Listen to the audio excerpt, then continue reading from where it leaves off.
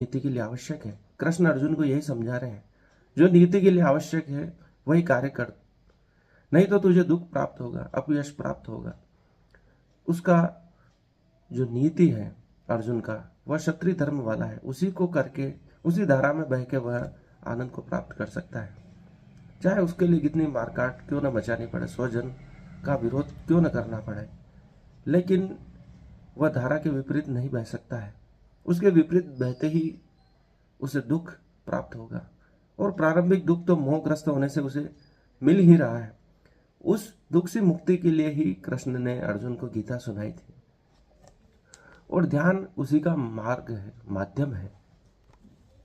हम जाने अनजाने ऐसे कार्य करते हैं जिससे हमें स्वयं को ही पीड़ा होती है। भाग्य क्या है, हम जो कर्म करते हैं, हम जो बोलते हैं, हम जो लोगों से व्यवहार करते हैं, या हम जैसा सोचते हैं, उसी का परिणाम है हमारा आनंद या हमारा दुख या सुख।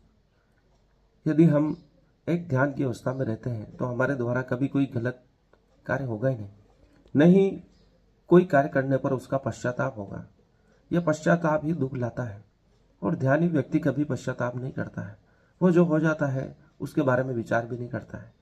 वह सोचता है कि मैं जो वर्तमान में करूँगा या भविष्य में जो करूँगा वह सर्वश्रेष्ठ करूँगा। जो हो गया उससे मुझे सीख मिली, अब मैं जो करूँगा वह पहले से बेहतर होगा। अब मैं जो बात करूँगा वह पहले से अच्छी होगी। अब मैं जो कर्म करूँगा वह पहले से अच्छा होगा। यह एक सीढ़ी है पुराने कर्म, जिस पे चढ़ के हमें आगे बढ़ना होता है। हर क्षण मुझ में सुधार हो रहा है, और पुराने को याद करने का कोई मतलब नहीं है। हम सोचते हैं कि जो पुराना है वह सर्वश्रेष्ठ है, जो सर्वश्रेष्ठ है वह बीत गया है। यही चीज हमें दुखी करती है। लेकिन ध्यानी पुरुष जो वर्तमान में रहता है वह सोचता है मैं वर्तमान ही सर्वश्रेष्ठ है, इसी को और सर्वश्रेष्ठ बनाना है, और उसी का माध्यम है ध्यान। जो इसी क्षण पर ध्यान टिकाए रहता है उसी को ध्यान कहा गया है। जो वर्तमान में आनंद लेना सीख जाता है, न पुराने कर्म को याद करता है, न भविष्य के कर्म के लिए कोई प्रयास करता है, बस वर्तमान को सुधारने के लिए लगा रहता है, वह ध्यान को उपलब्ध हो जाता है, आनंद को उपलब्ध हो जाता है। ध्यान जब उपलब्ध हो जाता है तो आनंद की एक सतत धार मनुष्य में प्रवाहित होती है।